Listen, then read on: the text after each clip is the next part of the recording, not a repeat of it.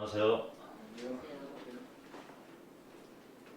이번에 이제 저희가 2월 달이 되면 2월 첫 주가 되면 3년이 됩니다. 이 개척을 해서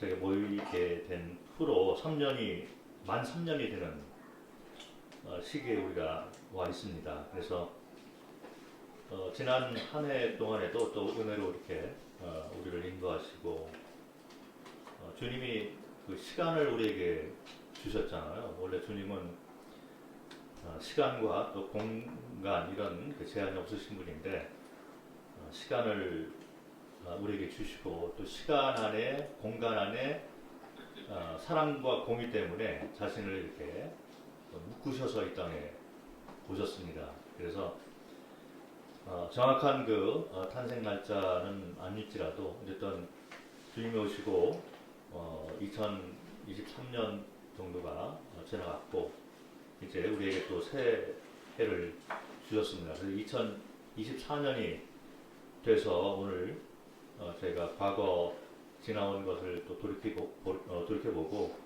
또 한 해를 맞이하면서 어떤 말씀과 어떤 방향과 어떤 마음으로 이 한 해를 귀하게 보낼 것인가를 같이 한번 그 말씀을 사모하고 또 고민하면서 그런 시간들을 가졌으면 좋겠습니다. 먼저 제가 그 말씀을 좀 생각을 하면서 올 한 해는 어떤 그 주제와 또 어떤 방향을 가지고 이 동대문 교회가 나갔으면 좋겠다 이런 생각을 좀 해봤는데 여러 말씀보다도 한 단어로 함축해서 말씀을 드리면 연합이라는 단어가 생각이 나더라고요. 제가 복음과 또 이 만찬의 식의 의미 또 성화의 원리 이런 것들을 기억을 하면서 이게 이제 공통적으로 쓰이는 단어가 있어요. 그게 바로 연합이라는 단어가 되고 이 연합은 창세기 1장 1절부터 나오는 삼위일체의 하나님의 그 속성 가운데 핵심되는 단어가 됩니다. 그래서 성경 전체 창세기부터 요한계시록까지 계속해서 이 뜻을 품고 나오는 이 성경 구절들 가운데 이 연합이라는 의미가 있어요. 그래서 쉽게 말씀을 드리면 하나님과의 연합, 수직 관계를 우리가 기억을 해야 되고 그리고 교회의 원리이잖아요. 교회라는 것을 우리에게 주셔서 우리는 이 교회의 한 지체로서 이 땅에 살고 있습니다. 교회의 머리는 그리스도 예수. 그래서 각 지체들이 그리스도 예수 머리 대신과 연합이 된 상태에 있고 그리고 이제 지체들이 또 연합을 하는 거죠. 그러고 난 다음에 이제 이 연합의 아름다운 모습 우리가 하나님과의 연합의 관계 가운데서 누리는 그 삶을 드러내고 그 안에서 안식을 누리고 영적 원리를 붙잡고 연합을 누리는 삶을 살고 그리고 성도 간의 연합 관계를 이제 나타내므로 말미암아 이 땅에서 다른 곳에서는 볼 수 없는 이 아름다운 연합의 모습을 이 교회를 통해서 이제 보여주게 되는 거죠. 그리고 그와 같은 이제 각자가 하나님과 연합된 관계 그리고 성도들끼리 연합의 이 교회의 모습을 가지고 세상에 우리는 드러내는 삶을 살게 되는 것이 교회의 사명이 됩니다. 그래서 연합으로의 초대가 되는 거죠. 세상 사람들은 복음을 누구에게 들어야 되냐면 각 구원받은 성도를 통해서 들어야 되는 거고 그들이 전하는 이 화목케 하는 말씀의 핵심은 연합에 있다는 거죠. 그래서 연합된 삶을 사는 것을 하나님과 연합된 삶을 사는 모습을 각자가 보여줘야 되고 또 그런 성도들끼리 연합된 모습을 보여주는 아름다운 모습을 통해서 우리는 세상 사람들을 향해서 전파하고 연합으로의 초대를 하는 삶을 살아야 된다. 그것이 바로 올 한 해 우리가 붙들고 가야 될 핵심 내용이다 이렇게 생각을 합니다. 뭐 새롭게 말씀드리는 것도 아니고 이것은 복음의 메시지 가운데 들어가 있는 내용이고 또 특별히 만찬을 통해서 계속적으로 우리가 반복해서 얘기를 하고 있는 내용이죠. 말씀 가운데 뭐 만찬을 얘기할 때마다 고린도전서 10장을 얘기를 하면 이 떡이 하나이고 잔이 하나이다. 교회의 원리를 얘기를 하고 있는데 우리는 자주 잊어버리는 것 같아요. 그렇게 또 우리가 그동안 배웠던 것이 다른 초점을 맞춰서 그 가르침이 되었던 것을 고려를 해볼 때 쉽게 이렇게 바뀌어지지는 않는 것 같아요. 그러나 새해 들어서 다시 한번 이 성도 사랑, 교회의 원리 가운데 우리가 있다. 교회의 모습 가운데 있다는 것은 만찬이 우리에게 가르쳐주고 있는 핵심 가르침 가운데 또 하나가 됩니다. 그래서 만찬을 통해서 수직관계, 주님과의 관계가 이 연합의 관계가 올바로 세워져야 되고 더불어서 이제 내가 구원받은 것, 이 선물에 초점을 맞추는 거에서 끝나는 것이 아니라 성도끼리의 아름다운 연합의 모습을 살아가도록 이 성만찬은 우리에게 가르치고 있다. 그 모습을 주님이 우리에게 보여주셨고 우리가 주님을 기억할 때마다 그걸 기억할 수밖에 없다는 거죠. 그게 성경에서 말하는 가르침이 됩니다.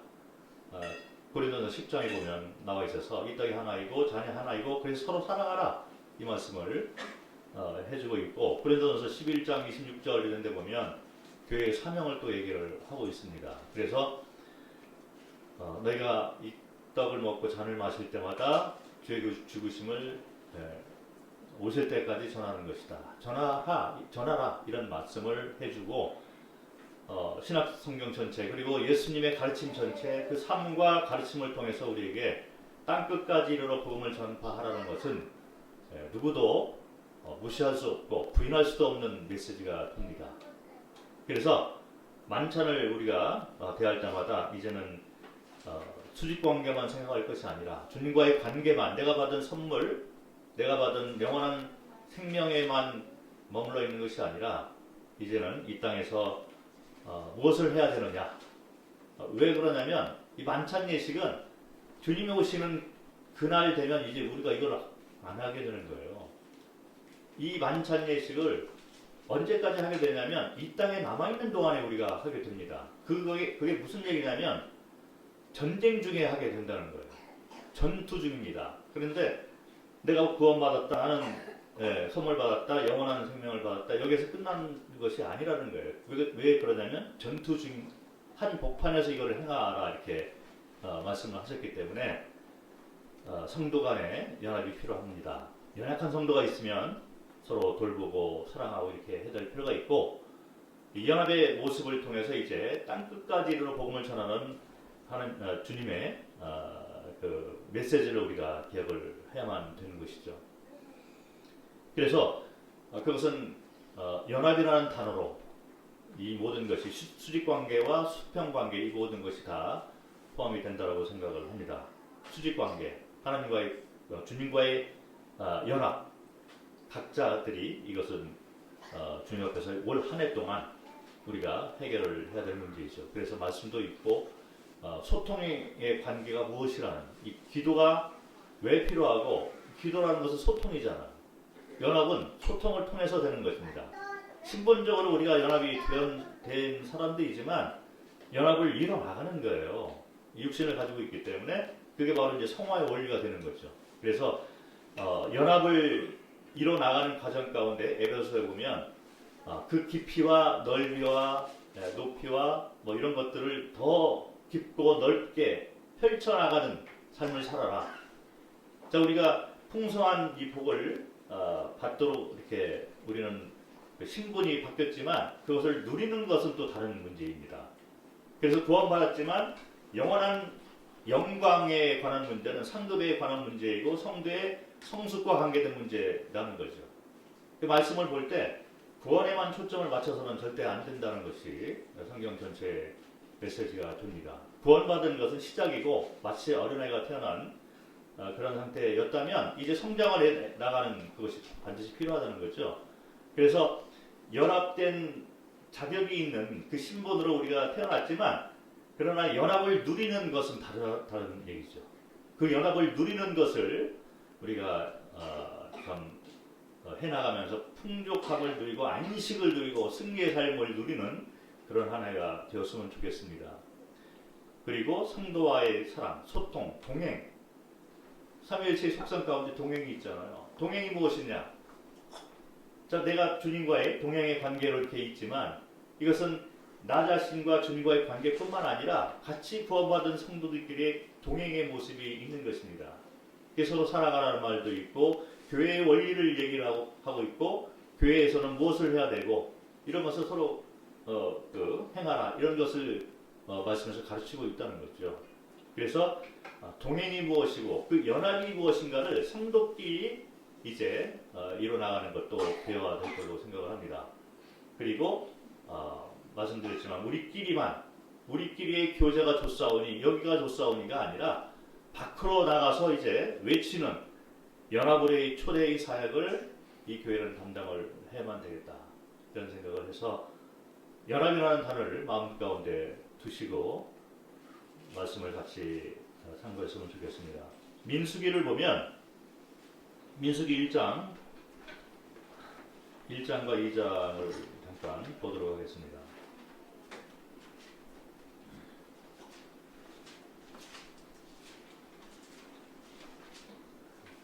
민수기 1장 1절부터 5절을 읽도록 하겠습니다. 이스라엘 자손이 애굽 땅에서 나온 후 둘째 해 둘째 달 첫째 날에 여호와께서 시내 광야 회막에서 모세에게 말씀하여 이르시되 너희는 이스라엘 자손의 모든 회 중 각 남자의 수를 그들의 족속과 조상의 가문에 따라 그 명수대로 계수할지니 이스라엘 중 20세 이상으로 싸움에 나갈 만한 모든 자를 너와 아론은 그 진영별로 계수하되 각 지파의 각 조상의 가문의 우두머리 한 사람씩을 너희와 함께 하라. 너희와 함께 설 사람들의 이름은 이러하니 루벤 지파에서는 누구요? 이렇게 쭉 나오죠. 그래서 이스라엘 백성들이 출애굽을 한 후에 2년째가 되었을 때 이 행진을 이렇게 광야를 지나가는 행진을 하게 되는데 먼저 인구 계수를 하고 있는 거예요. 그래서 사람들의 이름이 이렇게 쭉 나오게 되는 걸 볼 수 있습니다. 뭐 다 나온 거는 아니겠죠, 이 성경에. 그렇지만 여기 나와 있는 이 사람들의 이름이 이렇게 성경에 기록되어 있다는 것은 그 당시 사람들은 이제 서로 다 이렇게 계수를 했을 것이고 특별히 하나님께서 이스라엘 사람들 각 사람 한 사람의 이름을 다 아셨을 것이다. 자, 이런 것을 우리가 염두에 둘 필요가 있는 것 같습니다. 이스라엘 백성들이 애굽에서 이렇게 출애굽을 했는데 거기서 끝나는 것이 아니라는 것입니다.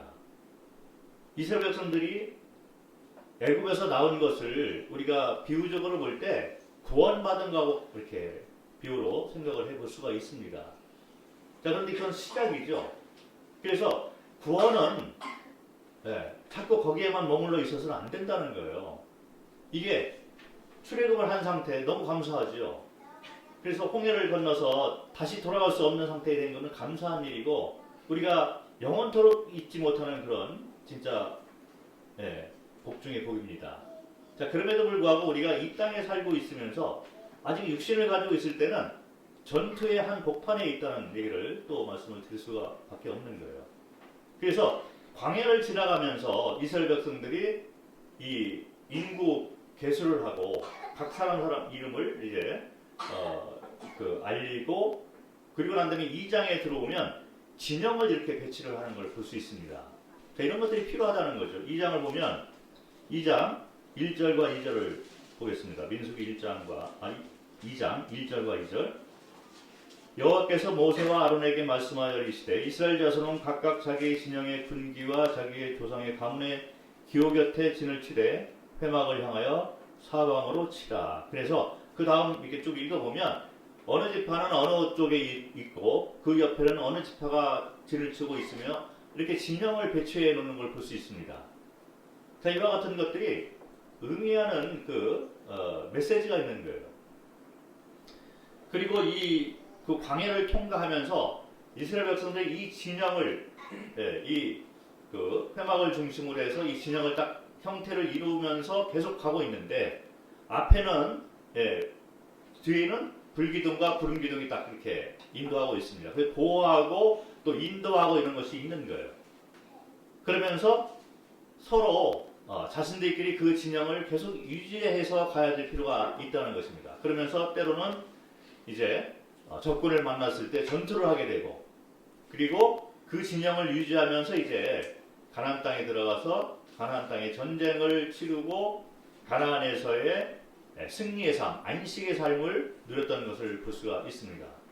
그래서 이와 같은 것이 성도 삶의 이제 그 여정인 것을 우리가 비유적으로 생각해 볼 수가 있는 것입니다. 이것은 구약에만 나오는 것이 아니라 신약에도 고린도서, 히브리서 이런 데에 계속 그와 같은 말씀이 적혀 있습니다. 그래서 동대문교회가 이제 3년 되어가고 있는데 그동안에는 제가 복음에 대해서 말씀을 많이 드렸고 이어서 이제 만찬에 대해서 말씀을 많이 드렸습니다. 올해부터는 성화의 원리에 대해서 좀 말씀을 드리려고 해요. 성화의 원리에 대해서 좀 우리가 자세히 좀 알 필요가 있고 너무나 혼란스러운 주제 가운데 하나입니다. 그래서 잘못된 길로 많이 빠지기도 하고 교회에서 이것이 부족하기 때문에 자꾸 이제 구원받은 것만 얘기를 하고 거기에만 머물러 있는 상태, 잘하지 못하는 상태, 잘하고 싶은데 어디로 가야 되는가? 내가 지금 성장하고 있는가? 마치 지도나 납치판이 없는 거예요. 구원받은 성도가 성장해 나가는 데 있어서 내가 지금 어느 정도 단계에 와 있구나. 이 단계에서 내가 그 다음 단계 더 이렇게 좀 더 성숙해지고자 할 때 어떤 것들이 필요할 것인가? 이것은 어떤 이렇게 마치 무슨 진급 이런 것을 얘기하는 것이 아니라 오해하지 마시기 바랍니다. 제가 말씀드리는 것은 방향과 원리를 얘기를 하고 있는 거예요. 이 성경은 성도가 어떤 방향과 어떤 원리에 따라서 성숙해 나가야 된다는 것을 그 원리를 얘기를 해주고 있어요. 자, 그런데 그 원리는 이스라엘 백성들이 이제 출애굽에서 홍해를 건넌 후에 광야에서 겪는 이와 같은 여정들을 통해서 그 원리들을 우리가 배울 수 있고 그리고 요단 동편에 서 있는 그 모습이 어떤 의미를 가지고 있는가 이것은 바로 세상과 하나님을 동시에 한 손씩 붙잡고 있는 사람들의 모습이라는 것입니다. 거기에 대해서 또 제가 말씀을 드릴 생각이고 그리고 요단강을 건넌다는 이 의미가 또 어떤 의미를 가지고 있는가 살펴볼 필요가 있는 거죠. 홍해를 건널 때와 요단강을 건널 때의 이게 모습이 다른 것이 있습니다. 예를 들어서 홍해를 건널 때는 애국 군인들이 쫓아온 거예요. 그래서 애국 군인도 같이 들어갔습니다. 그런데 홍해를 건너서 나온 사람들은 이스라엘 백성들밖에 없는 거죠. 이거 구원을 얘기를 하고 있는 거죠.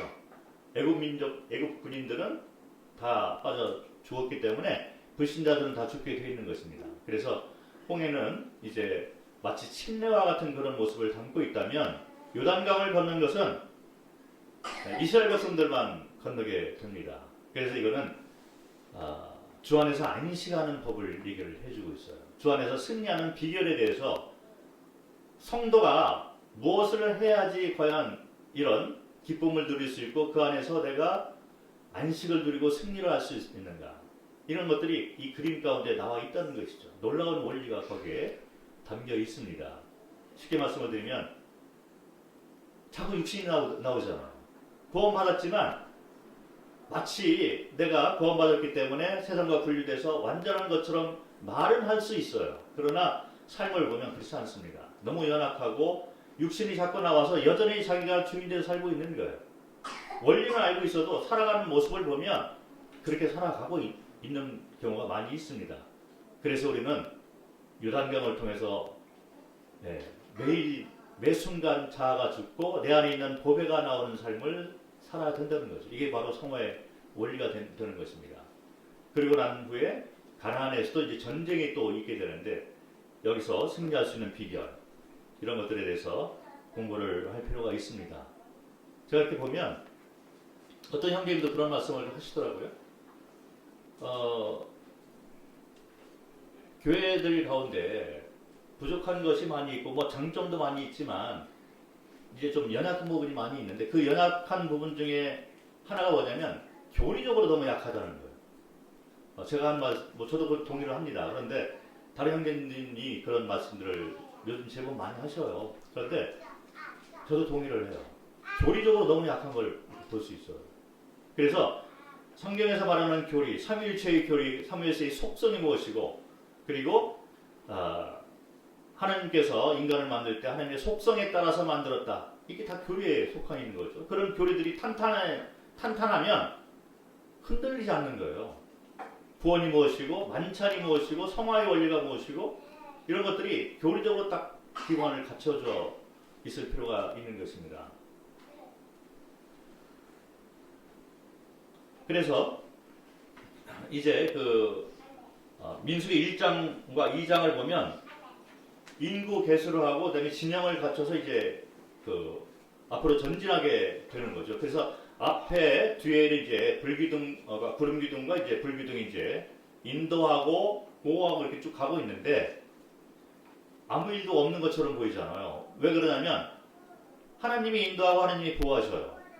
그리고 계수함을 받은 각 사람의 이름을 다 알고 있는 하나님이 함께 하시면서 이 놀라운 진영의 모습, 아름다운 모습, 누가 봐도 흔들림이 없는 딱 짜져 있는 이 진영을 갖추고 그 한가운데 회막이 있으면서 그걸 중심으로 이렇게 쭉 가고 있는 이 모습 가운데 어떤 문제가 있을까? 문제가 있어서는 안 되는 것처럼 보이잖아요. 하나님이 함께 하시고 보호하시고 인도하시고 그리고 하나님의 임재가 거기 있고 하나님이 움직이면 움직이고 멈추라 하면 멈추고 진영을 딱 갖춰져 있고 마치 이게 교회 모습처럼 보이는 거예요. 그래서 우리가 성도 간에 은사별로 이렇게 일을 해야만 합니다. 이 진영이 딱 갖춰져 있는 것처럼 올 한 해도 각 성도들은 나의 은사가 무엇인가를 알고 그 은사대로 그 은사에 따라서 섬겨야 되는 거예요. 아직도 은사가 무엇인가를 모르는 성도가 있다면 올 한 해에서는 이게 그 문제를 해결해 주셨으면 좋겠습니다. 그리고 은사에 따라서 작은아마 이제 섬기는 그 길을 걸어야만 되는 거죠. 그리고 은사가 서로 존중을 받는 그런 분위기, 그런 터가 되어야 되고 동대문교는 올 한 해에는 영적 실업자가 있어서는 안 된다. 계속해서 말씀을 드리지만 각 성도들이 맡은 일들이 있어야 돼요. 작고 크고 이런 문제가 아니라 나의 은사가 무엇인가에 따라서 이제 주님을 섬겨나가는 모습이 반드시 필요하다. 그래서 이스라엘 백성들이 진영을 딱 갖춘 것처럼 그렇게 진영을 갖춰서 나아가는 그런 한 해가 되었으면 좋겠습니다. 자, 그런데 그럼에도 불구하고 이스라엘 백성들이 광야를 지날 때 물이 부족하니까 하나님을 향해서 원망이 듭니다. 그리고 모세와 아론을 향해서 원망의 소리를 하고 대적을 하게 되고 그리고 그 가운데 다시 돌아가고 싶다 뭐 이런 얘기를 많이 하고 고기가 부족할 때 흔들리고 적이 나타났을 때 무섭고 흔들리는 모습을 볼 수 있는 거예요. 이 겉모습만 보게 되면 이게 그런 것들이 일어나서는 안 되잖아요. 두려움이 있거나 연약한 모습이 나와서는 안 되는 상황일 것 같습니다.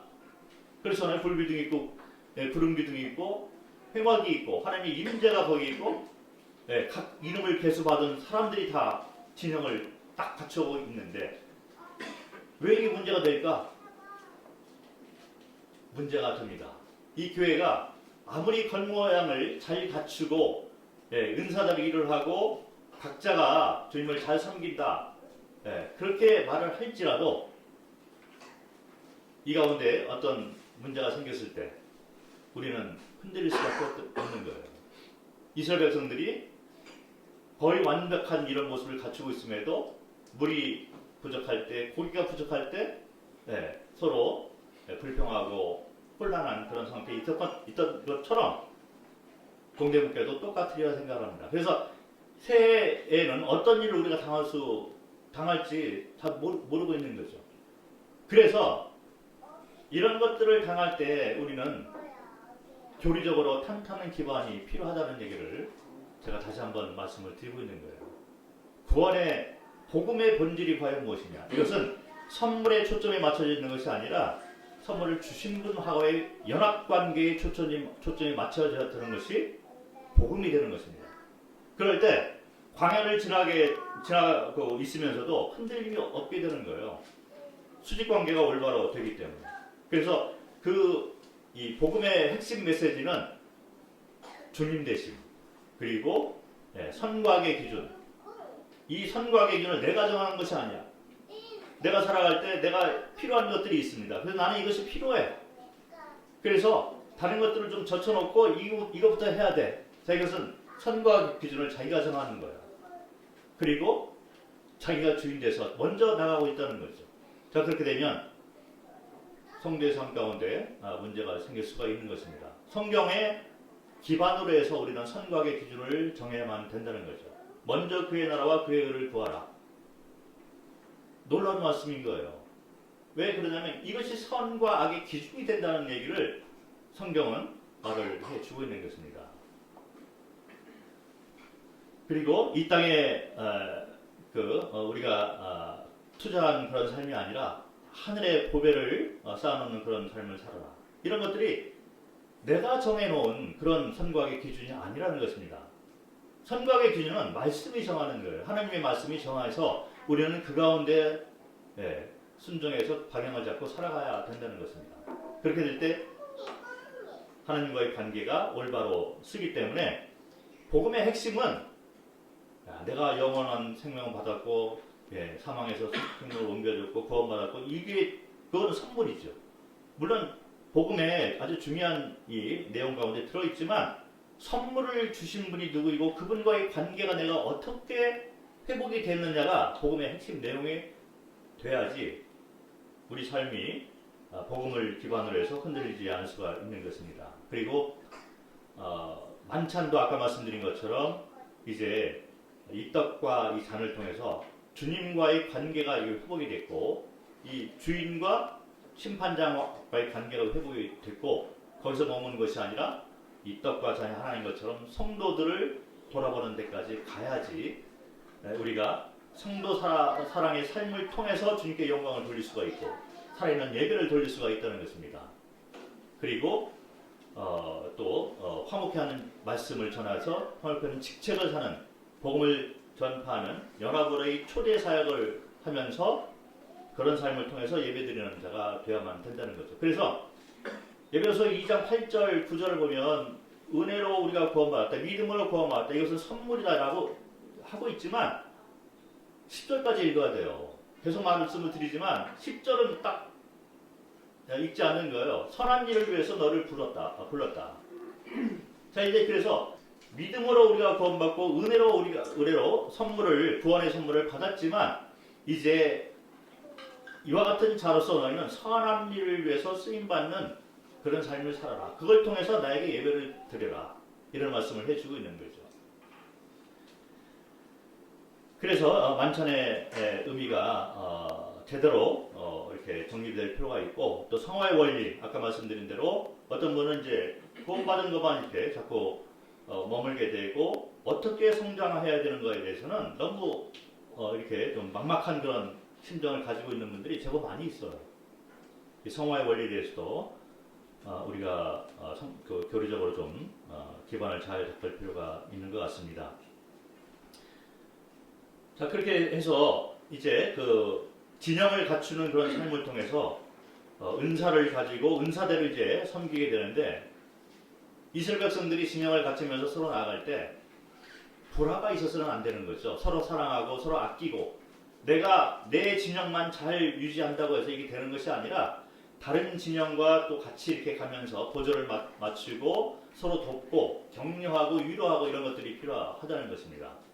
그래서 각자가 민수기 1장에 나와 있듯이 각자의 이름을 하나님이 다 알고 있고 이름을 다 이렇게 계수하고 그 숫자를 계수하는 그런 하나님과의 관계가 먼저 우선시 되지만 2장에 들어와서 진영을 갖추고 같이 간다는 것은 성도 사랑의 모습을 우리에게 보여준다라고 생각을 합니다.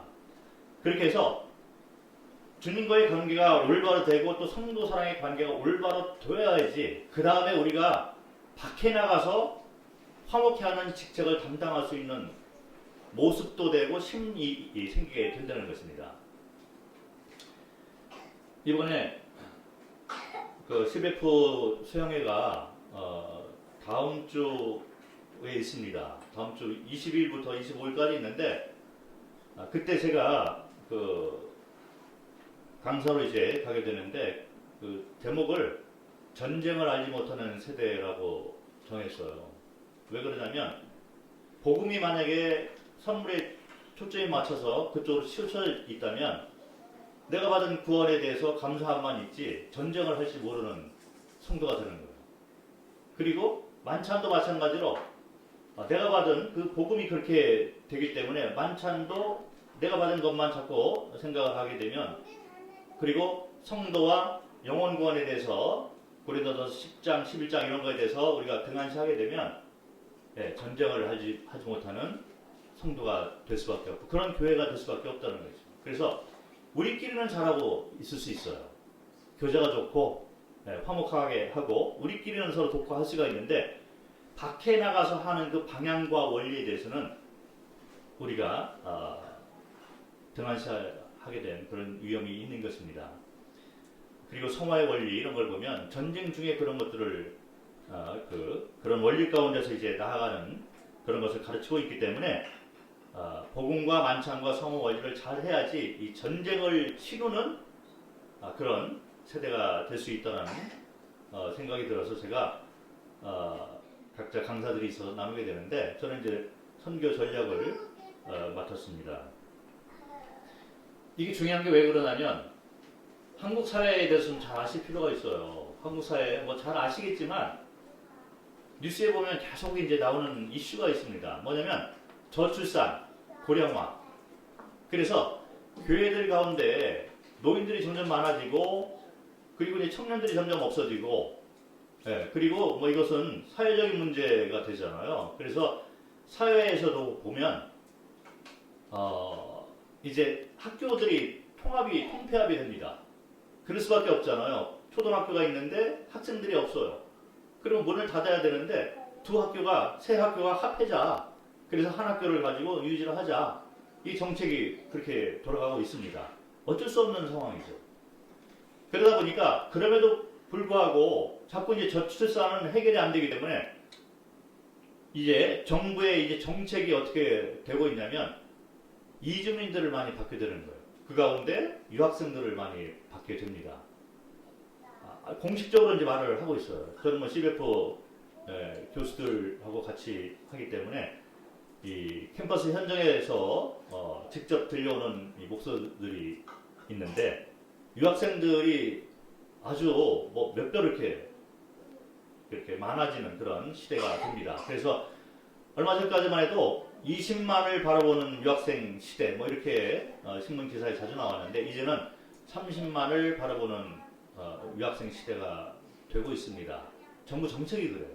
그리고 대학을 만들어도 한 번도 그런 대학이 없었는데 이제는 한국 정부에서 유학생들을 대상으로 대학을 운영하는 그런 대학들이 생기고 있습니다. 이미 생기고 있죠. 그리고 유학생들이 점점 많아져야지 그 대학이 살아남게 되는 거예요. 한국 학생들은 점점 적어지기 때문에 교수들이 교수 일을 하는 것이 아니라 홍보 활동을 하러 다녀요. 고등학교를 가가지고 우리 대학으로 좀 와라. 왜 그러냐면 학생이 없으니까.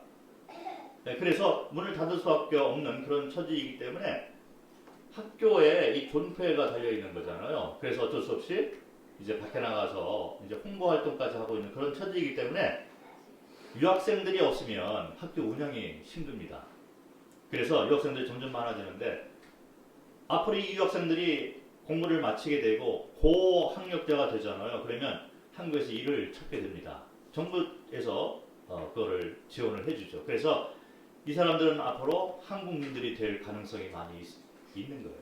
그렇게 정책이 흘러가고 있어요. 뿐만 아니라 기술을 가지고 있는 이주민들을 많이 받게 되고 그러면서 현재 우리가 당하고 있는 그 상황은 300만의 이주민 시대다. 이런 시대에 우리가 살고 있습니다. 그래서 뭐 이런 변하는 시대에 맞춰서 과연 이 동대문교회는 어떤 전략을 가지고 이런 사회적 현상과 상황에 대해서 대처를 해야만 되느냐. 저는 이 본질로 돌아가야 된다. 이게 가장 중요하다고 생각을 합니다. 그래서 제가 자꾸 말씀드리는 것이 복음과 만찬과 성의 원리 가운데 이것이 잘 정립해야지 이런 일을 할 수도 있고 방향을 잡을 수 있고 해나가는 데 있어서 내가 피곤하지 않고 우리가 하나로 돼서 이런 일을 담당할 수가 있다는 것입니다.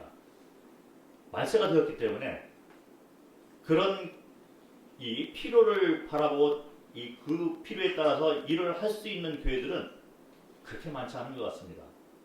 많은 분들이 교회 목회자들이 뭐 우리 모임뿐만 아니라 목사님들이 하는 그 공통적인 말이 있어요. 뭐냐면 너무 어려운 시대에 우리가 들어와 있다는 것입니다.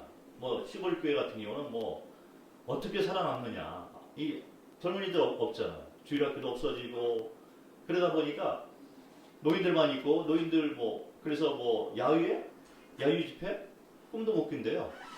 왜냐면 노인들은 많아. 섬김을 받아야 될 사람들은 많은데 봉사자들이 없는 거예요. 그러니까 뭐 밖에 나와서 뭘 해? 네. 60대 정도 되면 커피 타주는 세대. 네. 커피 서비스를 해주는 시대가 된 것 같습니다. 그러다 보니까 교회가 노인들이 점점 이제 나이가 들어서 세상을 떠나게 되면 서구의 교회처럼 문을 닫게 되는 그래서 어떻게 살아남을 것인가. 그래서 목사님들이 모여서 하는 얘기가 뭐냐면 본질로 돌아가자는 얘기를 계속 해요. 본질로 돌아가야지 삽는다. 그런데 본질이 무엇이고 그거를 어떻게 만들어내고 이것은 쉽지가 않은 것 같습니다. 저는 그런 문제를 바라보면서 복음이 젊은이들이 그렇게 필요하는 그런 복음과 성경적인 그런 복음 그리고 만찬 이런 걸 통해서 털을 놓고 성화의 원리 이런 것들이 이제 잘 갖춰져야 된다고 생각하는데 또 하나 우리가 조금 생각해야 될 게 뭐냐면 그래서 MZ세대의 특성이 이제 포스트 모더니즘이 들어와 있는데 그게 뭐냐면 자기가 주인되어 있는 거예요. 이게 핵심입니다. 포스트 모더니즘의 특성은 자기가 주인돼서 사는 사람. 그래서 혼술과 그리고 혼밥 그리고 서로 존중해줘라. 그리고 선과의 기준도 자기가 정하는 거예요. 이 두 가지가 그 중심에 있습니다. 말세가 돼서 사탄이 이런 방향으로 자꾸 이끌어가고 있는 거예요. 겉으로는 점점 이제 연합의 분위기처럼 왜냐면 줄어들으니까 그래서 교회도 통합을 해야 되고 학교도 통합을 해야 되고 지역도 통합을 하고 자꾸 그렇게 가고 있는 거예요. 연합의 모습처럼 보이지만 속마음은 하나하나 다 흩어놓고 있습니다. 네가 주인 돼서 살아. 네가 주인 돼서 너도 주인이야. 너도 왕이야. 너도 심판장이야. 그렇게 이끌고 가는 거예요. 이게 사탄의 전략이 됩니다. 그런데 이런 식으로 자꾸 가다 보니 어떤 현상들이 자꾸 나오게 되냐면 왕따, 외로움, 섞이지 못하고 이런 것들이 자꾸 있으면서 이기적인 혼자, 혼밥, 혼술 이런 식으로 자꾸 가게 되면서 결국에는 자살률이 많아지고 가정이 깨어지고 사회가 파괴되고 섞이지 못하고 분열이 일어나고 이렇게 될 수밖에 없다는 것입니다. 이거를 사탄이 노리고 있는 거죠. 자 그런데 놀랍게도 또 우리가 간과할 수 없는 것 중에 하나가 뭐냐면 이단들은 젊은이들이 많이 들어가 있습니다. 왜 그럴까? 이단들은 젊은이들 대상으로 일을 하면서 수많은 젊은이들, 몇십만의 젊은이들이 이단에 들어가 있습니다. 그런데 복음적이고 정통 이런 교회들은 젊은이들이 많이 없는 현상을 우리가 볼 수 있는 거예요. 왜 그럴까? 자, 그래서 본질로 돌아가야 될 필요가 있고 이단들은 뭐 신천지 같은 경우는 거기 들어가려고 하면 뭐 교육을 계속 받아야 되잖아요. 그리고 사랑으로 끈끈하게 이렇게 묶여 있고 그리고 전략을 보면 다양한 전략을 가지고 있습니다. 처음에는 신천지인지 모르고 접근했는데 나중에 보니까 신천지인 거예요. 은근히 그냥 사회적으로 파고들고 대학에도 학생의 중심들이 신천지 인원들 꽉 잡고 있고 뭐 이런 경우가 많이 있기 때문에 이단 쪽으로 많이 빠지고 한번 들어가면 이제 서로 묶어놓는 거죠. 그런 전략을 통해서 이단을 점점 이렇게 번창시켜 나가고 있는데, 저는 개인적으로 생각할 때 파라처치라는 것이 우리 시대에는 좀 필요하지 않나. 뭐 생소한 말씀 단어인 것처럼 들리겠지만 사실 파라처치가 새로 나온 말도 아니고, 인터넷 딱 찾아보면 그냥 나와 있어요. 나와 있는데, 쉽게 말씀드리면 어떤 거냐면, 교회가 있고 각 지역교회가 있는데 각 지역교회가 담당할 수 없는 것들이 있습니다. 그런 것들을 서로 연합해서 협력해서 같이 일을 하는 거죠. 그래서 사이드 같이 이 교회가 있으면 교회를 돕는 역할을 하고 있는 그런 교회사역의 모습이 필요하다는 것입니다. 그래서 기존에 있는 그런 파라처치의 모습을 보면, 뭐 캠퍼스 같은 경우는 CCC라든지 내비게이터, UBF 뭐 이런 데가 다 파라처치의 모습을 가지고 있는 거예요. 각 지역교회가 못하고 있는데 선교단체들이 만들어져 가지고 그 일을 담당을 하고 있는 거예요. 이 지역교회들을 연합을 해서 묶어서 독립성을 인정을 하지만 이 일이 필요할 때 밖에 나가서 이렇게 어떤 일을 추진해 나갈 때 각 지역교회가 하나로서 담당을 못하기 때문에 서로 협력해서 그거를 묶어서 이제 해주는 그런 역할들을 해왔는데, CCC라든지 기존에 있던 이런 선교단체 이런 단체들이 너무 약해져 있어요. 왜 그러냐면 포스트 모더니즘의 이 사고가 교회에도 들어와 있고 젊은이들 사고에 다 들어와 있고 본질이 교리적으로 약하고 이러다 보니까 이단은 점점 권력을 번성해 나가고 있고, 그런데 담당을 못하는 거예요. 사회의 요구에 대해서 젊은이들의 요구에 대해서 충족을 못 시켜주는 거죠. 그러다 보니까 기존에 있던 이런 선교단체들이 많이 약해지고 너무 진짜 핍박해 있어요. 너무 피폐돼 있고, 그래서 캠퍼스 사역을 누가 할 것이냐 얘기를 해보면 절망적이다. 다 그렇게 얘기를 합니다. 일반 교회에서도 그렇게 얘기를 해요. 그래서 제가 CF를 하면서 우리는 조금 다르게 가야 되겠다. 그리고 갈 수 있다라는 생각이 있습니다. 왜 그러냐면 다른 이런 단체들은 여러 교회들이 이렇게 모여 있는데 어떻게 보면 배경도 다 다르고 생각도 다르고 가르침도 다르고 이렇게 되는 거예요. 그러니까 그분들이 모여서 무슨 일을 하려다 보니까 마치 모래알 같은 그런 연합 관계?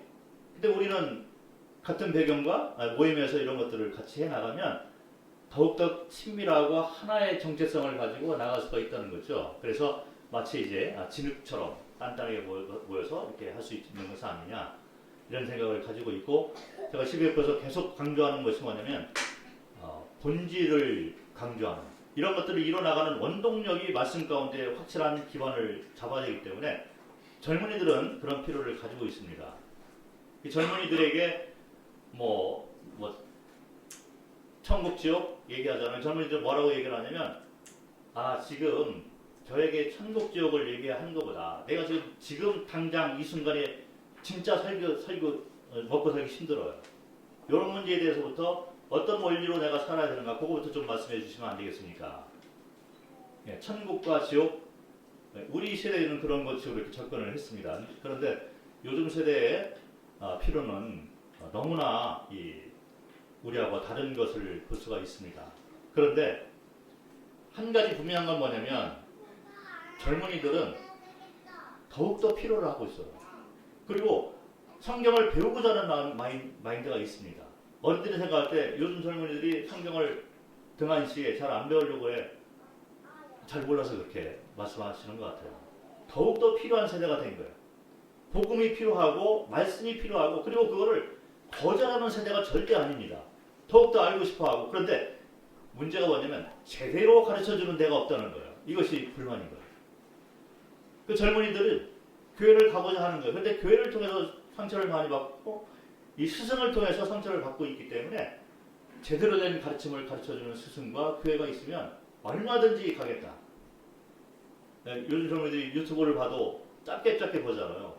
긴 유튜브는 잘 안 봐요. 그런데 자기들이 필요하다 딱 싶으면 돈을 투자하고 시간을 투자해서라도 파고듭니다. 그래서 본질로 돌아가지 않으면 이제는 힘든 시대가 되었다.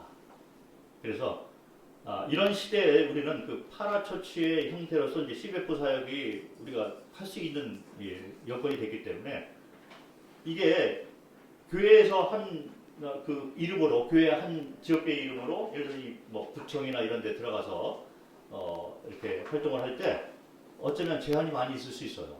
혹시 이단 아니니까 뭐 이런 것도 다 얘기를 해야 되고 그다음에 힘도 약하고 그렇잖아요. 그런데 CBF 선교단체 이름으로 많은 대학생들이 함께하면서 지역교회를 돕고 그 지역교회에서 필요가 이렇게 되고 네 교회 가고 싶어 그러면 주변에 있는 교회에 연결시켜주고 그게 CBF의 소복팀 같은 일을 하고 있는 거죠. 그리고 CBF 선교 내에 이제 교수들 단체가 있고 그 다음에 장학회가 있고 그래서 유학생들을 보고 CBF 선교의 이름으로 장학금을 주고 그럴 때 훨씬 더 이게 영향력을 발휘할 수 있고 뭉침의 연합의 힘을 밖으로 우리가 보여줄 수가 있다는 것입니다. 예를 들어서 동대문교회가 이 근방에 있는 대학에 들어가서 장학금을 줘? 자, 그게 쉬울까요? 그런데 CBF 선교회가 전체가 다 모여서 사업가들도 모이고 뭐 이러면서 CBF 선교회 이름으로 장학금 기금을 모으고 그런 일들을 한다면 해외까지 그런 영향력을 우리가 미칠 수가 있는 것입니다. 이번에 태국 방문을 하고 왔는데 CBF 선교회를 좀 시작을 해라 이런 조언을 제가 드리고 왔습니다. 거기도 한 지역교회 이름으로 대학에 들어가거나 뭐 젊은이들 이렇게 접근하기가 쉽지가 않아요. 그런데 CBF 선교회 이름으로 들어간다. 근데 이 배경이 한국뿐만 아니라 뭐 필리핀이라든지 인도네시아 다 연결되어 있는 그런 단체일 것 같으면 그 사회에서도 그렇게 등한시할 수밖에 없게 되는 그런 상황이 있기 때문에 이런 그 파라처치의 사역이 좀 필요할 때가 되었다라고 생각을 합니다.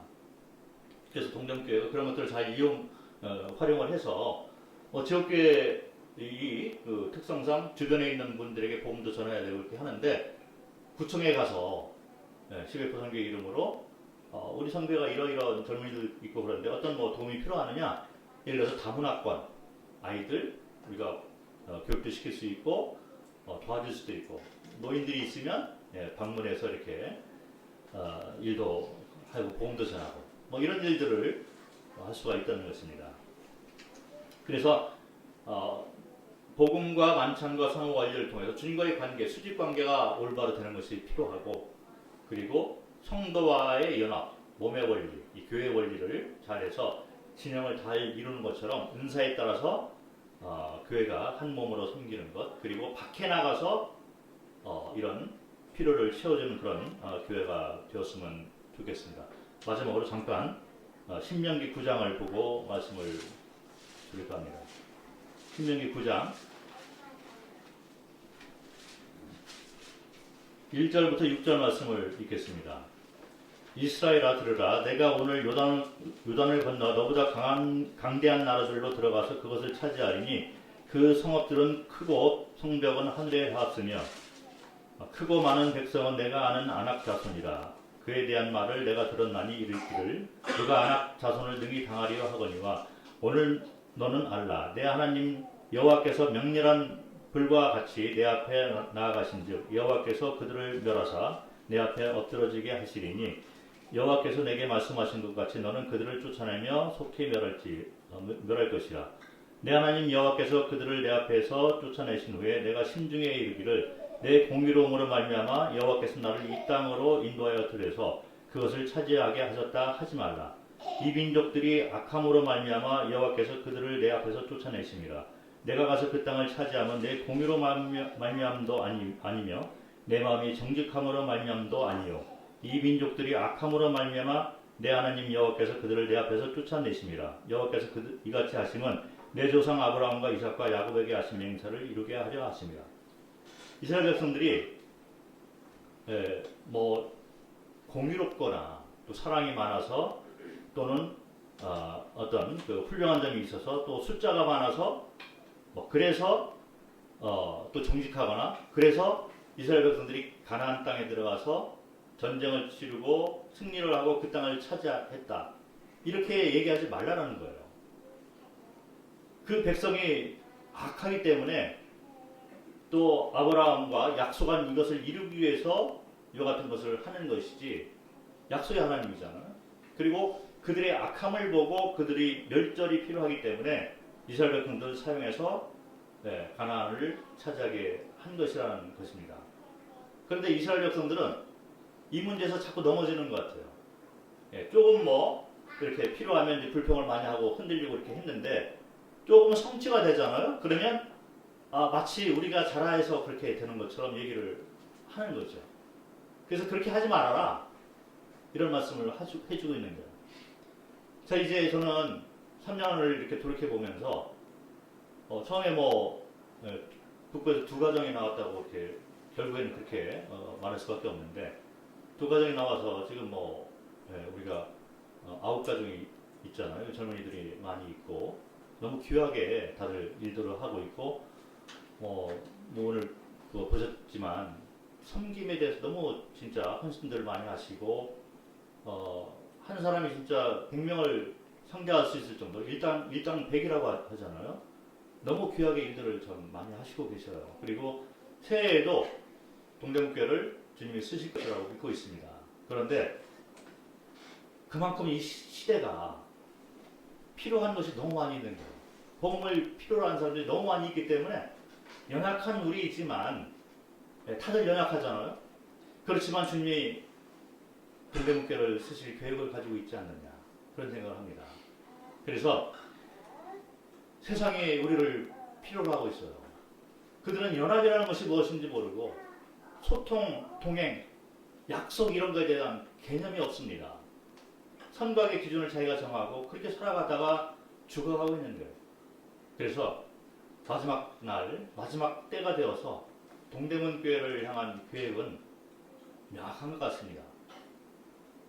우리 주변에 있는 많은 사람들이 도움을 필요로 하고 있기 때문에 그들이 악하고 연약하기 때문에 우리를 들어 복음을 전파하게 하고 영혼을 살리는 연합의 모습을 보여주는 그런 일을 하도록 올 한 해를 우리에게 베풀어 주신 것이 아닌가 이런 생각을 하게 됩니다. 올 한 해도 주님께서 각자의 삶을 붙잡아 주시고 복을 내려주시고 연합의 그 삶으로 그 안에서 풍요로운 삶이 되시고 성도 사랑과 영혼권의 삶을 사시는 한 해가 되시기를 바랍니다. 네, 감사합니다.